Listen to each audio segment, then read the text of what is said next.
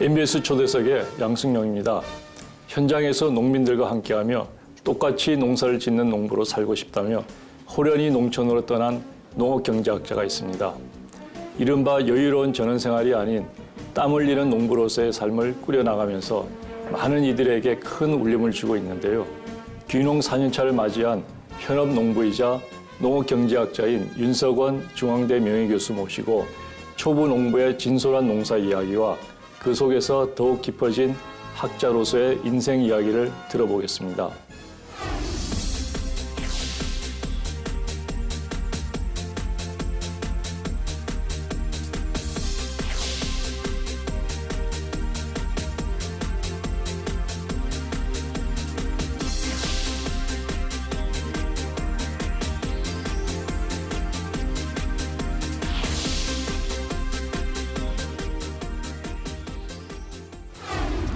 예, 윤 교수님 안녕하세요. 나와주셔서 감사합니다. 반갑습니다. 네.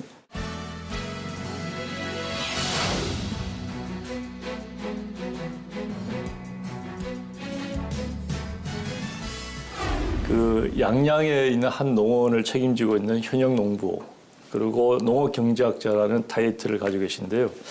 인생 이막에 새롭게 얻은 명함 이제 익숙해지셨습니까? 아직까지는 뭐 이렇게 익숙해진 것 같지 않습니다. 왜냐하면 제가 한 30여 년 대학에 있다가 예. 은퇴를 해도 주변 분들은 계속 교수라고 부르시니까 예. 이게 쉽지는 않습니다. 그러나 이제 자꾸 농부로 살려고 애를 많이 쓰고 있습니다. 30년을 대학 강단에 계시다가 2015년 12월 정년은 이제 3년이나 앞둔 상황에서 갑자기 은퇴를 하시고 고향이 양양이시죠. 네. 예, 양양으로 이제 귀농을 하셨는데요. 동료 교수들이나 제자들 뭐 만류가 많았을 것 같습니다. 그런데도 불구하고 그 조기 은퇴를 하시고 귀농을 하시게 된 이유가 있습니까? 예, 뭐 65세 저희들 이제 은퇴인데 제가 그 빨리 가고 싶어 했던 거는 뭔가 하면 중앙대학이 인수가 되면서 예. 그 저희 농업경제학과 즉 산업경제학과인데 예. 그 과를 경제학과하고 이렇게 합쳤습니다. 그래서 예. 경제학부로 이렇게 편입이 되는 말하자면 구조조정 이런 거에 걸려서 사실 뭐 이렇게 학교가 인수되면 꼭 그 농업경제학과부터 없애는 거에 대해서 저는 우리가 농촌이 우리 사회에서 홀대받는 것하고 유사하다 하는 생각도 좀 들고 그래서 예, 가야 되겠다. 이제는 농촌에 가야 되겠다 하는 생각이 있었고요. 예. 저는 뭐 교수로 재임하면서도 은퇴하면 꼭 농촌에 가서 살아야 되겠다. 그런 생각은 했습니다. 근데 농사를 적극적으로 하리라고는 잘 못 생각했습니다. 대학에서의 구조조정을 하게 되면은 농업과 관련된 학과 또 농업경제학과가 아마 그 주 대상이 되는 그런 안타까운 현실, 저도 그 나무일 같이 느껴지지 않는데요. 아마 그 농업에 대한 일반 기업이나 국민들의 아마 시선 뭐 이런 것을 반영한 것이 아닌가 싶습니다. 그렇죠, 좀 씁쓸합니다. 예. 네. 그런데 최근 들어서는 이제 농업의 중요성, 농업의 공익적 가치가 더욱 중요하게 부각이 되지 않습니까? 그런 측면에서 보면은 아마 그 재직하고 있던 대학이 후회를 하고 있을지도 모르겠습니다. 그랬으면 좋겠습니다. 예. 그 평생을 이제 학자로 지내던 분이 낙향을 한다 이렇게 하면은 각박한 도시 생활을 청산을 하고 여유 있는 전원 생활을 하러 가는구나 하고 생각을 할 텐데요.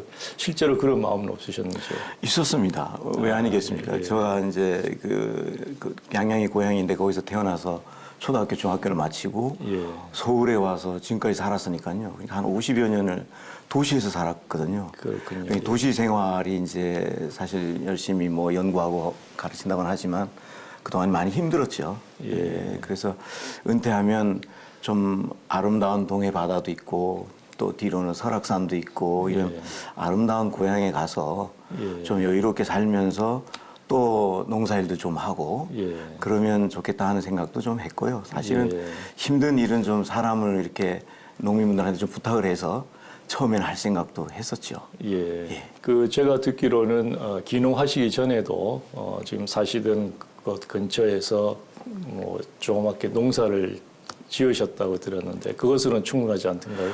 아닙니다. 그래서 예, 제가 한 20여 년 전원주택에 살았습니다. 서울에 예, 살면서도. 예. 전원주택에 살면서 5평 정도 이제 텃밭을 해봤는데, 예. 제가 지금 농사 짓는 게 600평이거든요. 예. 그러니까 뭐 이거는 뭐 한 10배, 100배 정도 큰 그러네요. 농사인데, 예, 예. 그 작은 경험하고는 전혀 많이 다르다.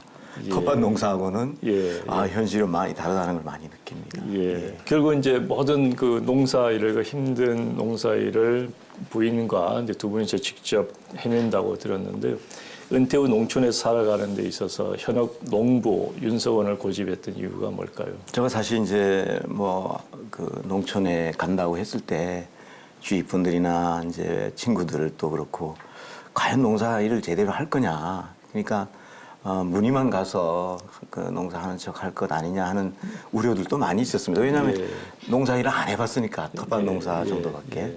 예, 그러나 이제 실제로 가서 평소 또 평생이죠. 평생 예. 뭐 농업을 연구한다고 했고 또 소중함도 많이 이야기했고 뭐 이렇게 하니까 기왕이면 가서 농사를 직접 짓자. 예. 짓때 소농이지만 농부처럼 하는 게 좋겠다. 그래서 예. 농민들 그 활동도 열심히 하고 있고요. 예.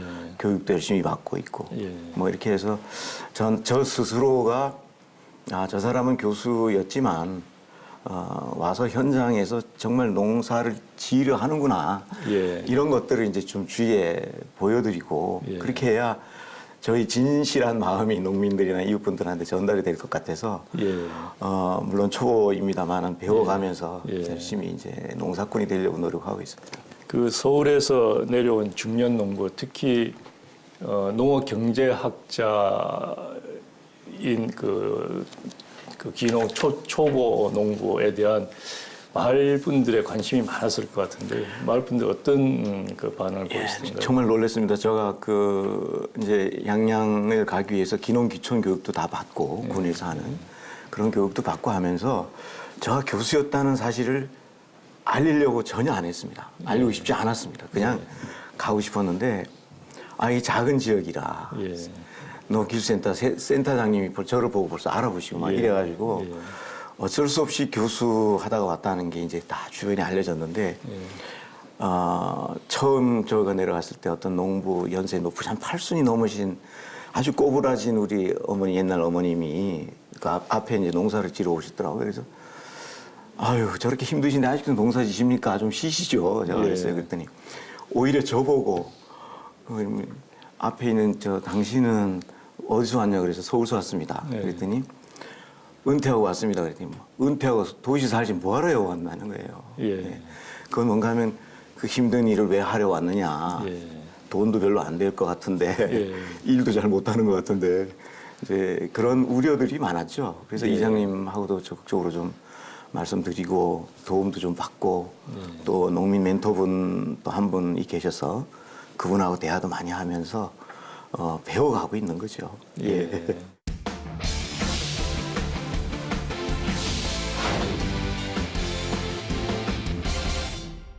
한 해 농사에서 이제 가장 중요한 것이 뭘 심느냐 하는 것이 아니겠습니까? 그 농업 경제학자로서 그런 문제에 대해서도 작목 선택에 대해서도 뭐 연구도 하셨을 거고 그것이 농업의 굉장히 중요한 이제 요소일 텐데요. 그런데 초보 농사꾼으로서 상당히 난이도가 있어 보이는 이제 미니 사과를 재배 작물로 선택을 하셨습니다. 네. 그 이유는 무엇이었습니까? 그래 이제 그런 생각을 했습니다. 제가 처음 우리 그 농촌에 가면서 작목을 뭘 할까를 고민할 때 첫 번째는 이제 제가 친환경 농업을 지어야 되겠다. 농사를 해야 되겠다. 내가 거기까지 가가지고 농약 막 치고 비료, 화학 비료 막 쓰고 이런 농업보다는 힘들더라도 이제 친환경 농업을 해야 되지 않겠느냐. 이게 이제 첫째였고요. 그럼 친환경 농업을 한다면 어떤 게 좋을까. 그래서 처음에는 나무를 심어 놓으면 좀 덜 힘들다 그러더라고요. 그래서 이 나무를 심자. 그러면 나무 중에서도 뭘 심을 거냐. 그래서 요즘 이제 영동 지방도 그 기후 변화 때문에 사과 이런 것들이 잘 됩니다. 옛날에 저희도 어렸을 땐 사과 농사가 안 됐던 했는데 요즘은 그 지역도 사과가 잘 되더라고요. 그래서 이제 사과 이렇게 큰 사과를 하는 것은 친환경 농업이 너무 어렵다. 그러면 이게 좀 쉬운 문구가 없느냐. 그랬더니 미니 사과. 이게 이제 알프스 오토메라는 건데 예. 이 조그만합니다. 근데 그 사과 나무가 좀 그 강하고 병충해도 강하고 예. 뭐 이렇게 좀 친환경 농업하기엔 좀 수월할 것이다라는 이제 그 정보를 입수해서 주변 분들하고 상의를 해서 그러면 알프스 오토메 한 200주 정도로 해서 시작을 하자 이렇게 해서 예. 사과 재배 농업이 됐습니다. 예. 그 어려운 이제 친환경 농업 작물 중에서도 이제 쉬운 미니 사과를 선택하셨는데 실제로 그랬습니까? 쉬웠습니까? 안 쉬웠습니다. 예, 이게 미니 사과이긴 해도 나무는 좀 일반 사과보다는 강하다는 생각이 듭니다만은 친환경 과수를 한다는 것 자체가 얼마나 어려운가를 제가 많이 예. 보고 있고 현장에서 예. 저도 직접 느끼고 있습니다만 일주일에 이제 3월 달부터는 일주일에 한 번씩 유기 약재 방제도 해야 되고요. 예. 그거를 1년에 한 12번 정도 최소한 해야 되고 예. 그런 것들이 어렵고 그다음에 이제 곧 전정 작업이 또 이제 동계 전지 전정이 시작되는데 그런 작업하는 것도 매우 기술적으로 그 어렵고 예. 제가 지금 4년 차지만 아직도 잘 모르겠습니다. 예. 근데 그런 기술적인 것들이 어렵다. 그냥 나무 심어 놓으면 그냥 풀만 제거해 주면 잘 자라는 줄 알았는데 예. 전혀 그렇지 않다는 걸 많이 느끼고 있죠. 그러니까 친환경 농업이라서 어려운 것도 있겠지만 그 농사를 짓는 그 자체가 어렵다. 그렇습니다. 과수 농사 자체가 어려운 건데 예. 그걸 뭣도 모르고 친환경을 하겠다고 예. 했으니까 굉장히 어렵다. 어려움을 많이 느끼고 있습니다. 예, 예. 그러시군요. 후회를 하십니까? 후회는 안 합니다. 예. 예. 어렵다는 것 뿐이지 뭐. 그 친환경 농업은 이제 단순히 농법의 문제가 아니라 삶의 전 영역에 관련되어 있는 그런 농업이라고 얘기들 하는데 그 어려움을 현장에서 아주 생생하게 잘 경험을 하고 계신 것 같습니다. 네. 그러니까 기술적인 측면도 어렵고 그렇지만 제가 볼 때는 이 과수 농사 특히 친환경 그 과수 농사 같은 경우에는 그 우리 소위 이제 위험이 굉장히 그 심하죠. 이 가격이 어떻게 될지 모르고 기후 환경에 따라서 어떻게 될지 또 생산이 어떻게 될지 모르고 뭐 지난해 이제 많이 낙과 현상도 벌어지고 막 이런 그 말하자면 소위 이제 우리가 학문적으로 얘기하면 리스크가 너무 높은 것 같더라고요. 그래서 그 위험 관리하는 것이 매우 그 어렵다 하는 생각을 많이 했고요. 그래서 참 그 과수농업을 일반 과수농업을 하는 농가뿐만 아니라 친환경 그 과수농업을 하시는 그 농민분들이 매우 존경스럽더라고요. 그 쌀 한 톨 안에는 농부의 손길이 88번 이 들어가 있다 이런 말이 있습니다. 그래서 이제 쌀미자를 그렇게 쓰지 않습니까? 그만큼 이제 많은 손을 필요로 한다 하는 것인데요. 농사를 이제 직접 해보지 않아서 몰랐 그런 일일 텐데요.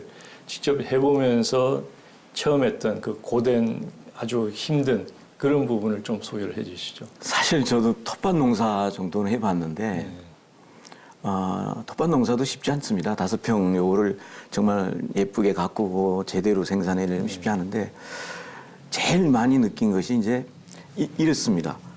오늘 나무 한 10그루 정도는 내가 전지를 할 수 있겠다. 예컨대. 이렇게 이제 마음을 먹고 아침에 시작을 하면 틀림없이 2배 이상 시간이 걸립니다. 예, 그런 거. 그러니까 또 뭐 텃밭도 저도 한 100평이 있습니다만은 거기에 뭐 이렇게 들깨 같은 거 심어 놓고 거기에 이제 뭐 풀을 좀 제거를 해야 되겠다. 저거는 한 오늘 오전 오후 정도 하면 되겠다. 뭐 이런 생각을 하다가도 막상 해보면 2배 이상 드는 것. 막 이런 것들이 옛날에 우리가 그 생산비 조사할 때 교수님들이 농작업 시간이 얼마냐 이런 거 물어보고 그러잖아요. 뭐 그 풀 제거하는데 몇 시간 드느냐 이런 거 하는데 훨씬 많이 듭니다. 생각보다 많이 들고. 이제 그런 것들이 참 저는 이 생각보다 시간이 많이 걸리는구나. 물론 이제 제가 초보라서 그런 것도 있겠지만 대부분의 농민들이 이제 그런 말씀을 하시더라고요. 그 다음에 어려웠던 게 제가 예초 작업입니다. 그래서 저는 이제 가수원에 이렇게 그 친환경 가수를 하기 때문에 풀을 이렇게 키우거든요. 나무와 나무 사이의 그 일항에 풀을 이만큼 한 1m 정도 이렇게 키워가지고 그걸 이제 잘라주면 예초를 해줘서 거기다 놓으면 그게 이제 또 뭐 퇴비가 되고 그렇게 되지 않겠습니까? 이제 그런 농사를 하고 있는데 그 풀 베는 거를 저는 예초기 왜 이렇게 짊어지고 하는 거 그 작업이 굉장히 쉬운 줄 알았습니다. 그래서 짊어매고 이렇게 갖다만 대면 예. 이 기계가 돌아가면서 알아서 다 이게 풀을 베주는가 보다 이런 생각을 했었어요. 근데 막상 해보니까 이게 가만히 있어가지고 되는 게 아니고 예. 내가 직접 움직여야 되고 특히 예초 작업을 할 때가 한참 더울 때입니다. 7월, 8월. 그렇군요. 예. 아주 더울 때이기 때문에 여기 앞에 못 쓰고 막 이렇게 하면은 예. 정말 힘들고 정말 덥고 땀이 많이 나고 예. 그래서 처음에는 제가 예초 작업이 너무너무 어려웠습니다. 너무 힘들고. 예. 자, 지금까지 3년 동안 이제 미니 사과를 선택해서 재배를 하셨는데, 자, 많은 분들이 궁금해 하실 것 같습니다.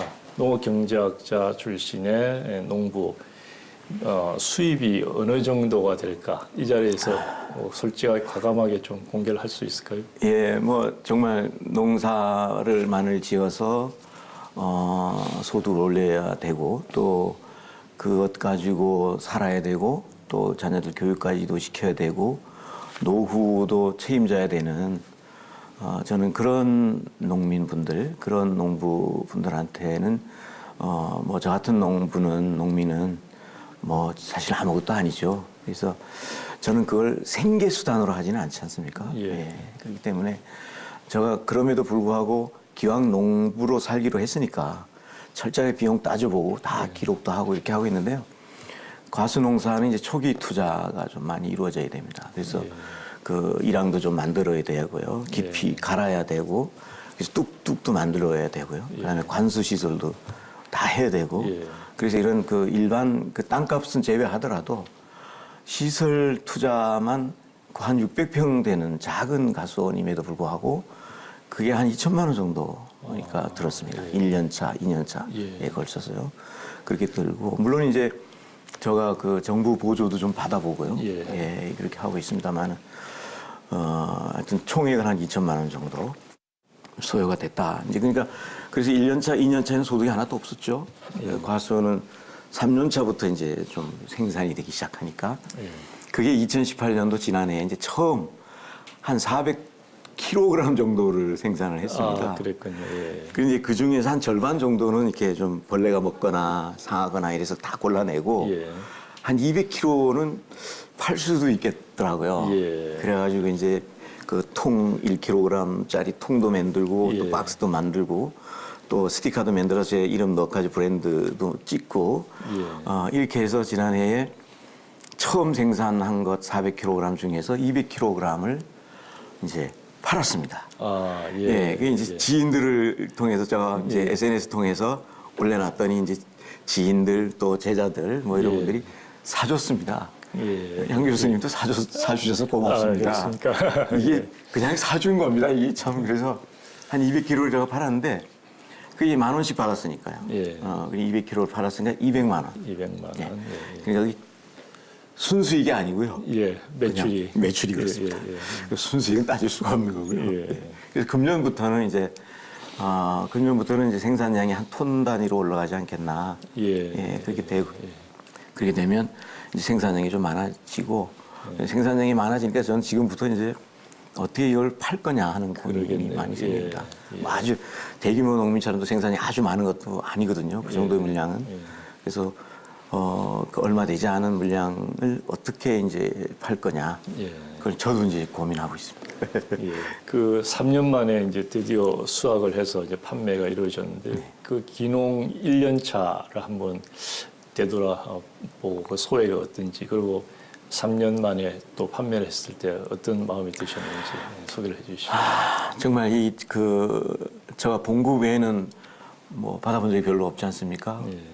몽골에나 가끔 받아봤고 정말 내 손으로 그 애써서 키운 그 농산물을 내 브랜드를 가지고 거기다 내 이름까지 적어서 시장에 판다고 하는 것은 저는 비록 200kg 정도밖에 안 되는 작은 물량이지만 저로서는 매우 감격했습니다. 그래서 저희 그 아내하고 둘이서 뭐 아무 시설이 없으니까요. 또 규모도 작고 둘이서 그걸 다 닦아가지고 이제 세척도 직접 하고 조그만 거 이걸 다 닦고 그래가지고 완전히 이제 그 받아보시는 그 분들이 그냥 잡수실 수 있도록 이렇게 다 하고 그것도 택배도 붙여보고요. 이렇게 했는데 택배도 까꿀로 붙여가지고 전부 뜯어가지고 다시 붙이기도 하고 그 작은 박스 가지고도 그런 경험들 그런 것들이 제가 교수만 하고 그냥 간뒀으면 그런 체험은 못했지 않겠습니까? 제가 아무리 농업, 농촌, 농민 문제에 관심이 있다 하더라도 그래서 그걸 직접 겪어본 것은 저는 매우 소중한 그 경험이었다. 이 자리를 빌어서 저희 그 아내가 시원치 않은데 건강이 그거 닦냐고 엄청 고생했습니다. 그래서 고맙다는 말도 좀 하고 싶습니다.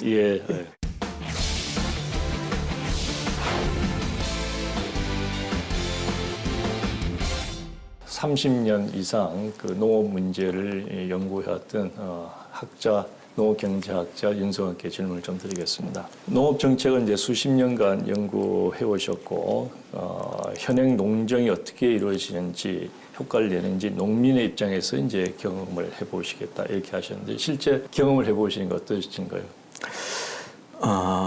뭐 우리 사회를 보시는 양 교수님도 그렇고 저도 그렇고 저희들이 이제 경제학을 기본으로 하고 있고, 이제 농업 경제학을 주로 저희들이 이제 공부하고 그런 백그라운드를 가지고 또 정책을 이제 연구도 하고 제시도 하고, 그래서 이게 우리 학계의 그 학자님들이 대부분 이제 경제학을 베이스로 하는 분들이고, 또 농식품부나 이런 그 농촌 관련 정책도 경제학적인 백그라운드를 가지고 그 정책의 효과가 어떨 것이냐, 막 이런 분석들이고, 그 정책의 효과도 이제 그렇게 파악하는 경우가 많죠. 뭐 저도 평생 그렇게 왔습니다만, 그러나 현장의 농민의 입장에서 제가 이제 짧은 기간 이렇게 경험해 보기로는, 그래서 학자분들이 말씀하시는 대안이나 현실 진단하고 정책이 하시는 분들의 현실 진단이나 대안하고 현장에 있는 농민들하고는 좀 괴리가 있습니다. 있는 거는 알겠는데 이게 왜 있을까 하는 거를 저는 이제 고민을 좀 해봤는데, 현장에 계신 농민분들은 당장 농사를 지어서 생산해낸 내 농산물이 어떻게 팔리는가, 어떻게 팔릴 것이냐, 얼마를 받을 것이냐, 또 이걸 어떻게 가공을 해서 저장을 할 것이냐, 또 유통은 어떻게 이용을 해야 할 것이냐, 뭐 이런 것들이 최고의 관심사거든요. 그건 뭔가 하면 우리가 좀 학문적으로 말씀드린다면 경영학적인 접근이 농민들은 많이 하시죠, 현장에서. 그래서 이게 좀 괴리가 있는 것 같아요. 그러니까 학자나 정책하시는 분들은 경제학적인 접근, 특히 또 거시적인 접근, 나라 전체 이런 접근을 하는데, 현장에 계신 농민들은 경영학적인 접근을 하신다는 거죠. 생산뿐만 아니라 생산하면 비용이 얼마나 드는지 다 따져보죠. 생산한 물건을 이걸 어떻게 당장 생과로 다 못 팔면 가공을 해야 되는데 가공을 어떻게 해야 될 건지, 그러면 가공을 했다가 이걸 어떻게 요새는 이제 농민분들도 뭐 홍보도 해야 되고 마케팅도 해야 되고 생산만 해서는 또 안 되지 않겠습니까? 그러니까 말하자면 경영을 해야 되는 입장이기 때문에 그 경영에 필요한 것들이 당장 필요하다. 농민들 입장에서는. 그런데 학자님들이나 정책 당국은 농민들하고는 좀 다른 시각인 거죠. 이게 그래서 자꾸 이 괴리가 있는 건 아닌가 하는 생각을 저는 해요. 그래서 그 농민들이 그 당장 필요로 하는 것. 그래서 학계도 저는 좀 농업 경영학 이게 과거에는 있었습니다. 그렇습니다. 과거에는 농업 경영학이 우리 그 농업 경제학에 있었는데 언젠가부터는 없어졌죠. 거의 뭐 가르치는 것조차 없어지고, 그래서 경영학적인 접근은 우리가 없어졌어요. 학계조차도 그렇고 정책하는 분들은 거의 뭐 나라 경제 전체니까 어차피 거기는 경제적인 접근을 할 수밖에 없고, 이제 그런 그 괴리, 좀 학문적으로 본다면 그런 것들 현장에서 지금 많이 느끼고 있고요. 그래서 경제학적인 접근에 의한 연구, 대안 제시, 정책 매우 좋고, 또 한편으로는 현장 농민들이 당장 필요로 하는 그러한 경영학적인 접근. 그래서 우리가 그 농민이 이제 생산 관리도 해야 되고, 가공 관리, 유통 관리, 판매 관리도 해야 되고 심지어 요새는 인사 관리도 해야 됩니다. 크게 하는 농민들의 경우에는 사람도 써야 되지 않겠습니까? 막 이런 것들이 현장에서는 필요한데 그런 부분에 대한 이해나 정책적인 배려 뭐 이런 것들은 좀 약하기 때문에 자꾸 이제 그 정책에 대해서 괴리감을 자꾸 느끼는 것이죠. 피부에 못 느끼는 것이죠. 그렇군요. 그런 것들이 제일 크게 느끼는 것 같습니다. 예, 지금 제가 재직하고 있는 그 학과가 이제 현재 식품자원경제학과로 되어 있습니다만은 그 전에는 농업경제학과 있었고요. 네. 그 전에 처음에 학과가 시작할 때 농업경영학과였었습니다. 지금 이제 그 말씀이 그대로 적용이 되는데 경영학은 농가 단위의 문제를 주로 그렇죠. 접근을 하는 분야이면은 농업경제학은 전체 생산자, 전체 소비자, 정부의 정책 이런 것들을 하는 것이거든요. 그러니까 지금 현장에 있는 농민들은 자기한테 꼭 필요로 한 것들 맞춤형 정책들이 필요한데 그 학자들이나 정책을 하는 사람들은 평균적인 전체를 대상으로 하기 때문에 그 괴리가 있다 이런 말씀이시네요. 그렇습니다. 뭐 우리 양 교수님도 늘 고민하는 과제이죠, 저희들이. 그래서 이제 뭐 소위 뭐 통계학이나 계량경제학도 다 평균 개념 아니겠습니까? 그렇죠. 그런 현장의 농민들은 아주 다양하고 또 지역마다 여건이 다르고 제가 지금 있는 그 양양이라는 곳은 사실 뭐 최근에 이제 소멸 위험 지역 뭐 농촌 이런 얘기 많이 하는데 강원도에서 가장 소멸 그 위기가 빠른 지역 중에 하나고 규모도 작고 이렇습니다. 근데 제가 가보니까 남양 저희 고향 같은 데는 생산 기반조차도 아직 잘 안 돼 있습니다. 그래서 이제 그러나 나라 전체의 농업 정책 중에서는 정책은 생산보다는 이제 유통이라든지 그렇죠. 가공 쪽에 이제 좀 더 그 정책 자금을 생산 기반은 이미 이제 된 걸로 보거든요. 보고. 근데 그쪽 지역은 아닌 거예요. 뭐 이런 것. 그래서 이제 그래서 지역 단위의 그 농정이라고 할까요? 지역에서 뭐가 다른지 필요한지. 그것도 더 내려가면 이제 농민 베이스로 대농 다르고 중규모 농민 다르고 소농 다르고 과수농가 다르고 채소농가 다르고 또 비닐하우스 하는 이런 1년 내내 생산하는 농가 또 다르고. 그래서 그걸 매우 그 경영학적인 접근, 이런 그 연구, 이런 것들도 굉장히 필요하다 이런 생각을 많이 합니다. 그렇군요. 지금 뭐 많은 것을 지금 생각하게 하는 뭐 그런 말씀이신 것 같습니다. 농부로서 이제 직접 체험한 현실과 정책 입안자들이 제시하는 농정의 현실은 상당히 격차가 크다 이렇게 말씀하셨는데 특히 뭐 구체적으로 지적을 하시고 싶은 또는 사례를 들고 싶은 것이 있을까요? 근데 이런 거죠. 저희 그 보조금 사업이 있지 않습니까? 저희들이 이제 직접 직불금 사업이 있고 또 보조금 사업도 있지 않겠습니까? 근데 현장에서 보니까 이제 직불금은 뭐 우리 다 아시는 바와 같이 이제 쌀 관련, 친환경 관련 이렇게 몇 가지 직불금이 있고 그게 뭐 1조 5천억, 2조 원 뭐 이렇게 하는 거 있고요. 각종 명목의 이제 보조 사업이 많습니다. 그게 농식품부가 하는 것도 있고요. 중앙정부 모두가 다 하는 것 같아요. 이제 환경부가 하는 거 있고 행안부에서 하는 것도 있고 이렇게 해가지고 그게 다 이제 지역으로 내려오지 않겠습니까? 시군 단위로 내려오면 시군 단위에서 보조 사업은 한 200~300개가 된다고 그렇습니다. 그런 가지수가 너무 많으니까 현장의 농민분들 특히 연세 높으신 어른들이나 정보가 좀 이렇게 빨리빨리 못 얻는 어른들은 뭐 하는지도 잘 몰라요. 이런 것들이 현장에서는 좀 안타깝죠. 또 그래서 그런 보조 사업도 정말 농민들한테 알리고 누구든지 참여할 수 있도록 해 주셔야 되는데 중앙 단위에서는 하는 걸로 만족을 하고 행정기관으로부터 보고받고 이런 패턴들 이런 것들이 좀 안타깝고 그 연세가 많은 분들이 많이 계신 마을 단위에 최근에는 이제 배드민턴장이 만들어졌어요. 배드민턴은 굉장히 그 체력 소모가 많고 힘든 운동인데 배드민턴장을 그 마을에다 다 만들어놨습니다. 그러면 제가 3년 있으면서 배드민턴 하는 사람을 한 명도 못 봤습니다. 그래서 하도 안 써서 우리라도 가서 하자. 그래서 제 아내하고 저하고 가서 한 10분만 하면 힘이 들어서 이제 저희도 이제 그런 것들이 이제 괴리가 있는 것이죠. 뭐 그런 사업들. 그래서 각종 명목의 보조 사업이 좀 더 농민들한테 피부에 와닿도록 좀 바꿔야 되고 쉽고, 예. 그렇습니다. 그래서 농민들이 쉽게 접근할 수 있도록 해주시고 보조사업 받는 게 너무너무 복잡합니다. 예. 예. 예컨대 이게 제가 저는 강현농협 에 소속되어 있는데요. 예. 조합원으로 가입을 다 했죠. 예. 근데 이제 보조 사업을 담은 10만 원이라도 받으려고 하면 그 통장을 새로 개설해야 됩니다. 그래서 우리 서울 도시에 살 때는 어느 은행이든지 뭐 우리 NH뱅크도 좋고요. 예. 가가지고 뭐 통장 개설한다고 그러면 다 해주지 않습니까? 아무 말씀 없이. 근데 강현농협 이런 지역에 가면은요, 특히 이제 농협에서 개설해야 됩니다. 반드시. 예.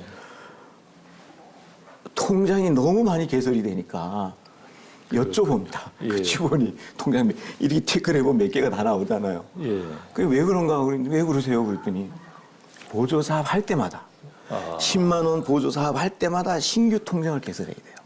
그건 왜 그랬습니까? 그 이해가 잘 안 되죠. 예.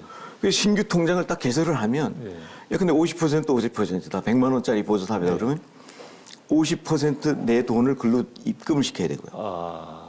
그다음에 정부에서 나오는 보조금을 절반이 그쪽으로 입금이 돼야 돼요. 그래가지고 그 안에서 100만 원이 모이면 그걸 가지고 예컨대 농기계면 농기계, 뭐 이 재료 하는 기계나 이런데 여기서 내가 100만 원을 빼서 넣어드리는 시스템이에요. 그래서 이제 각종 부적용이라든지 이제 부조리를 없애기 위해서 만든 것까지는 이해가 되는데 이게 지나쳐요. 그러면 그 한 번 보조사 끝나면 없어져요. 불필요해지는 통장이 되는 거예요. 그리고 또 요즘 저 같은 사람들도 이미 다 이 스마트폰 뱅킹까지 다 하는 시대인데 이게 반드시 그 무통장 입금을 시켜야 됩니다. 저가 50만 원을 그 통장에 집어넣으려면 반드시 은행에 가서 무통장 입금을 시키도록 돼 있어요. 뱅킹이 안 돼요. 그건 또 왜 그럴까요? 모르겠어요. 저도 잘 이해가 안 돼요. 그렇군요. 그래서 이제 그런 시스템 이런 것들은 사실은 좀 바꿔야 되는 건데 모르겠습니다. 그게 뭐 깊은 뜻이 있는지 모르겠는데 부조리를 없애기 위해서 요즘 시대하고는 좀 안 맞아요. 예컨대 그런 거 뭐 이런 것들이 제가 현장에 있으면서 이제 느끼는 것들이고 서류도 너무 많고 복잡합니다. 최근에 그 뉴스 보도에 의하면은 우리가 연말에 이제 소득세 정산을 하지 않습니까?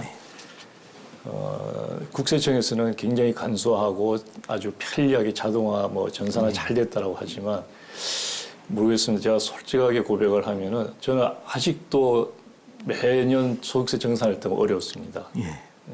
그런데 지금 여러 보조금 사업들이 정부 입장에서는 보조금 주기 때문에 그렇다 하더라도 받는 입장에서는 그게 어렵고 불편하고 힘들면은 그 효과가 얼마나 있을까 또 이런 생각이 드네요. 그렇습니다. 그래서 연세 높으신 어른들은 보조사업 받기가 매우 어렵습니다.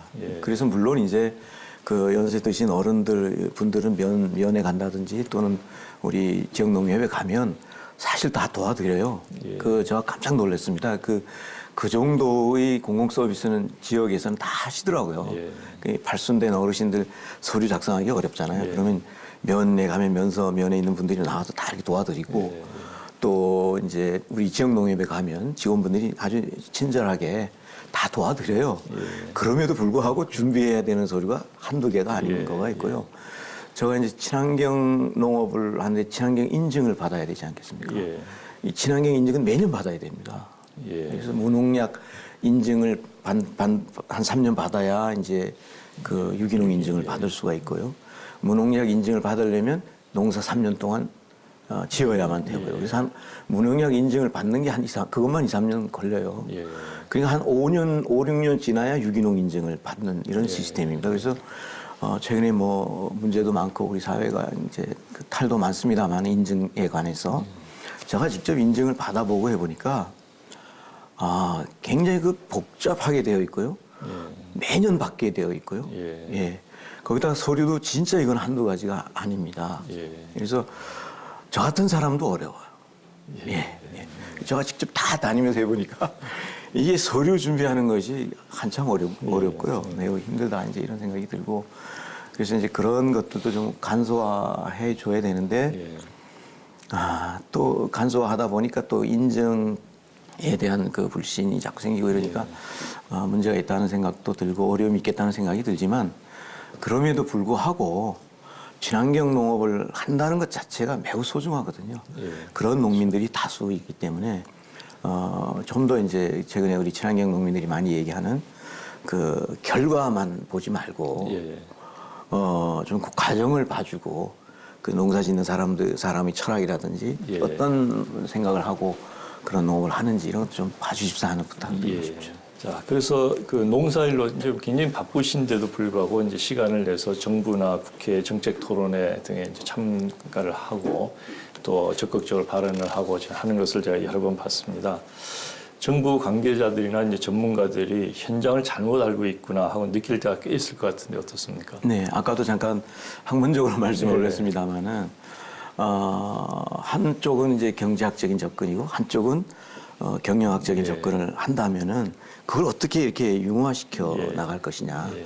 그런 고민을 저는 이제 학계를 일단 은퇴한 사람으로서 학계에 계신 이제 후학분들이 좀 관심을 많이 가져줬으면 좋겠다. 예. 그래서 평균적인 개념으로의 경제학적인 접근 그것도 예. 중요하지만 예. 좀 개별 단위의 그 농가를 볼 수 있는 예.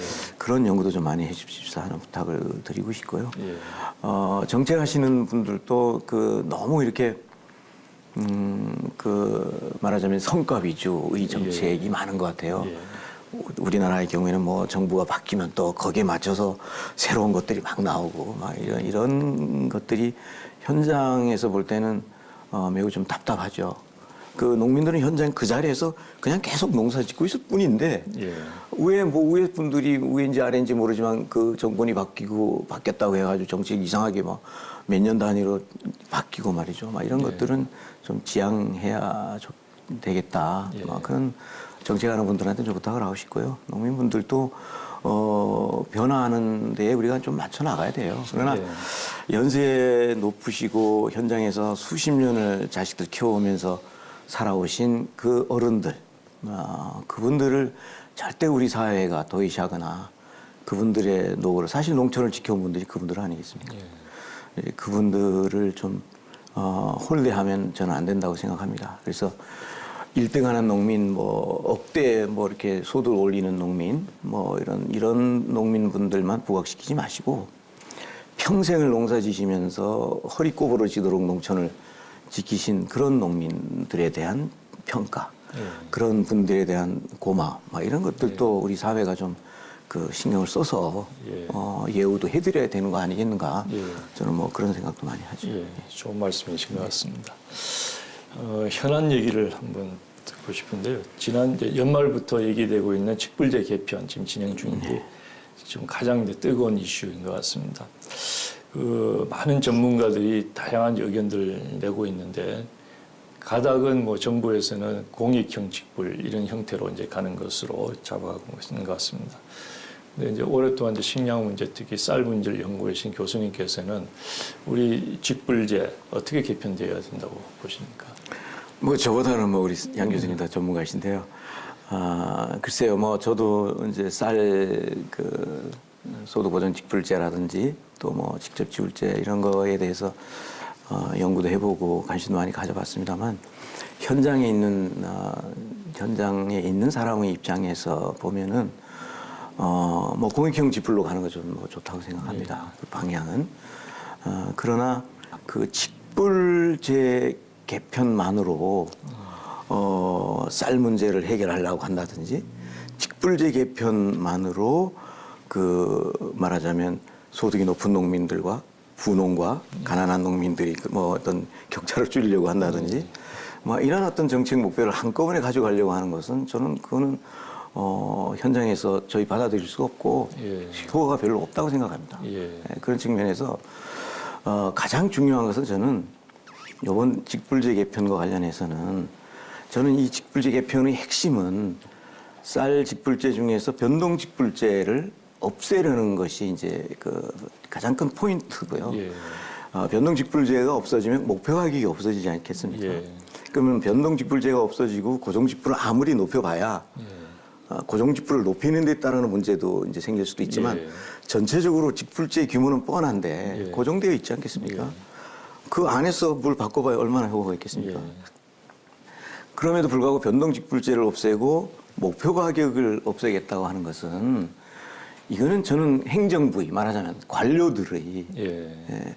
편의성에서 기인하는 것이다 이렇게 봅니다. 예. 그래서 저는 평소도 그렇고 평생의 지론이 농업 중에서도 쌀농업의 경우에는 경제학적인 접근만 가지고 해결이 안 됩니다. 예. 네, 그래서 경제학적인 측면, 또 정치적인 측면, 사회학적인 측면, 예.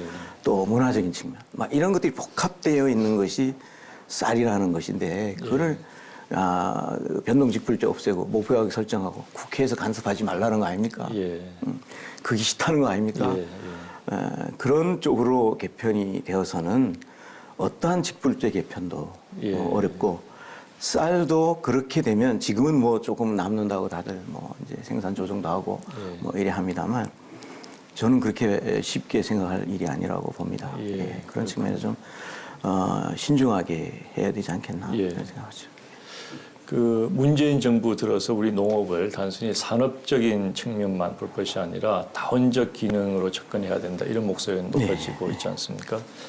미래에도 지속 가능한 농업 농촌을 위해서 우리 농업 정책은 또는 농촌 정책은 어떻게 돼야 된다고 생각하십니까? 예, 저는 이렇게 우리 농정을 전체적으로 보면 가장 우선을 두고 또 비용도 많이 들이는 쪽이 우리가 농업, 농촌, 농민 뭐 이렇게 크게 세 가지로 나눈다면 농업이라는 산업 쪽에 너무 초점을 맞추는 것 같아요. 예. 그래서 저는 농업도 소중하지만 예. 물론 소중합니다. 첫 번째인데 그 농업보다 덜 말하자면 그 힘을 주고 있는 또 정책이 가고 있는 정책의 말하자면 주안점이 주고 있는 농촌을 어떻게 할 것이냐. 예. 농업이 없는 농촌 이건 생각할 수가 없는 거 아니겠습니까? 그렇죠. 농민이 없는 농촌 이거 생각할 수가 없단 말이죠. 예. 그래서 농촌에는 물론 농민만 사는 것은 아니고 예. 또 농민만 살아서도 안 되고요. 예. 그래서 뭐 학자 뭐 사회하는 분들이 말씀 들어보면 이제 농촌 인구가 도시 인구와 이제 비교를 해본다면 한 8대 2는 돼야 된다 최소한. 그러니까 농촌의 인구가 한 20%는 돼야 된다. 예. 그럼 그 20%의 농촌 인구 중에서 이제 농민이 뭐 20, 30%를 차지한다든지 뭐 이렇게 되겠죠. 그래서 그 농민이라는 그 농업을 주로 하는 계층을 우리가 고민하는 것이고 농정은 저는 농촌에 사는 사람들도 고민해야 된다고 생각합니다. 지금은. 그래서 그게 뭔가 어차피 농촌을 어떻게 할 거냐. 예. 좀 극단적으로 우리가 좀 본다면 뭐 앞으로 10년, 50년 후에 농촌이 자꾸 소멸되고 사라진다면 어떤 현상이 벌어질까 이런 고민들을 해야 되거든요. 그렇죠. 그래서 농업도 우리가 고민해야 되지만 농촌이 자꾸 없어지는 거를 어떻게 할 것이냐. 예. 그 농촌이 자꾸 소멸되면 도시가 자꾸 커져야 되지 않겠습니까? 사람이 그쪽으로 가면. 예. 그러면 도시는 얼마나 또 도시 문제가 많이 생기겠습니까? 그래서 20%는 농촌에 사람이 살아야 된다는 건데 이제 그런 부분들이 좀 저는 좀 아쉬워요. 그래서 농업 정책뿐만 아니라 우리 농식품부도 산업 쪽도 좋지만 농촌 정책을 지금보다 좀 더 적극적으로 펴야 된다. 어떻게 하면 사람이 살 거냐? 예, 저는 이제 그런 측면에서 최근에 이제 우리 그 문재인 정부가 강력하게 추진하고 있는 뭐 이런 몇 가지 정책에 대해서는 조금 좀 문제를 제기하고 싶은 거죠. 예. 자, 우선 농부로서 본인의 점수를 매긴다 몇 점 정도 되겠습니까? 농부로서야 뭐 지금 한 F학점 겨우 면하지 않았을까? 이제 한 3년 지났고 4년 차 접어들으니까 뭐 물론 이제 저는 규모가 작은 소규모이지만 그래도 조금은 알 것 같아요. 예. 그래서 이제 농민분들이 멘토 이렇게 충고를 해주면 좀 알아듣는 정도는 됐거든요. 그래서 그렇습니까? 한 D학점 되지 않을까 이제 이런 생각은 들고 사실 뭐 이렇게 귀한 자리에 그 저를 불러주셔서 고마운데 사실은 이제 저보다는 정말 농사를 지어서 소득을 올려야 되고 그거 갖고 먹고 사셔야 되고 자녀들 교육시켜야 되고 또 노후 대비까지 해야 되는 그런 농민분들한테 저는 항상 미안한 생각을 갖고 있어요. 저는 말이 뭐 농부라고 이렇게 말은 내가 하고 있습니다만은 그런 분들에 비해서야 뭐 아무것도 아니고 그래서 많이 배우려고 애쓰고 있습니다. 예. 그 학자로서의 인생 일막 그리고 농부로서의 인생 이막을 이제 살고 계신데요. 농부 윤석원으로서의 삶 행복하십니까? 예, 뭐 간간히 말씀 올렸습니다만은 저는 너무너무 잘했다. 제가 그 기농기촌 교육을 받을 때 30대의 젊은 그 강사님이 종이를 하나 이렇게 나눠주면서 그래프를 그려보라 그러더라고요. 뭘 그리냐 그랬더니 X축에는 나이를 이렇게 0에서부터 쭉 나이 들어가는 축이고 Y축은 행복도라는 거예요. 그러니까 여러분들은 다 60대고 뭐 이제 교육받는 분들이 대부분 60대가 많습니다. 50대도 많고 연세 드신 어른들이니까 쭉 X축에는 나이, Y축에는 행복도로 해가지고 인생을 쭉 오시면서 가장 높았던 데를 제일 높게 찍고 낮게 찍고 이래가지고 그래프를 그려보라. 이걸 30대 젊은 그 강사님이 그런 얘기를 하시더라고요. 그래서 그래요. 그러면서 이제 저도 처음으로 그런 걸 생각을 해봤고 그 X축, Y축 이래 용지에다 놓고 그려봤어요. 그러면 제가 짧은 인생이지만 양양에서 태어나서 서울 살다가 다시 이제 고향으로 왔는데 그래프를 제가 어떻게 그리는가 하면 이렇게 우상향하는 그래프를 그렸어요. 이렇게 올라가는 그래프, 그 뭐라 그러죠?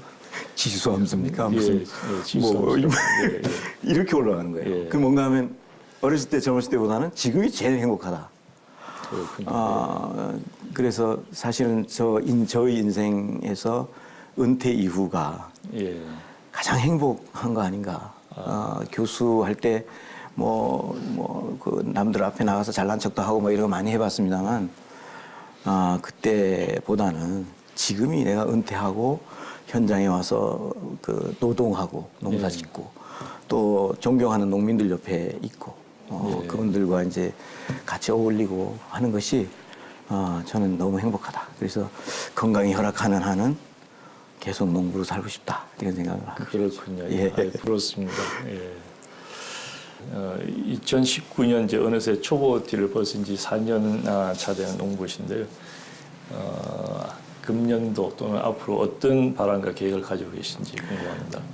뭐 저는 개인적으로는 이제 농부로 건강이 허락하는 한 쭉 살고 싶고요. 현장 체험을 하고 또 노동도 하고 그렇게 해서 앞으로는 이제 제가 평소에 이제 젊었을 때 해보고 싶었던 게 이제 사실은 책이거든요. 책을 한권 써보고 싶은 게 있습니다. 그래서 현장의 농민들이 그 행동하는 패턴, 이 경제학에서 이야기하는 소비자의 패턴, 생산자의 행동하고는 많이 다르다 하는 걸 많이 느끼고 있거든요. 그래서 그거를 좀 이론적으로 하나 정립해보는 방안, 매우 어려운 과제입니다만 한번 시도를 해볼 것 같고요. 또 그다음에 이제 간단한 수필집도 하나 생각을 해보고 있고 또 죽기 전에는 우리나라 농업 농촌 이래서는 안 된다. 그래서 그것이 정책에 반영되든 안 되든 저는 상관없이 지금 단계에서 지금 시대에서 미래를 어떻게 예측을 하고 미래를 대비해서 지금 우리 세대가 뭘 해야 될 거냐 이런 것들을 하나 좀 정리해 보고 싶고요. 바람이 있다면은 뭐 지금은 사실은 욕심이 없기 때문에 건강을 챙기는 것이죠. 즐기는 것입니다. 내려놓는 것입니다. 그렇군요. 제가 학자 시절에도 굉장히 존경하는 이제 우리 선배 학자이셨는데 오늘 이렇게 말씀을 쭉 듣고 보니까 훨씬 더 깊어진 것 같다 이런 생각이 듭니다. 농부 윤석원의 삶 계속 건강하시고 행복하시기 바랍니다. 감사합니다. 고맙습니다. 농부로 살다 보니 현장과 정책의 큰 차이를 실감했다고 얘기하는 윤석원 교수. 농촌 없는 농업은 그냥 산업일 뿐이라며 우리 농업, 농촌, 농민을 구하는데 총력을 기울여야 한다는 고언에 정책 관계자들이 귀를 기울이기 바랍니다. 그의 말처럼 농정당국에 존재하는 의미는 농민이 있기 때문이고 농민 없는 농정은 아무런 의미가 없기 때문입니다. 함께해 주신 여러분 고맙습니다. 수고하셨습니다.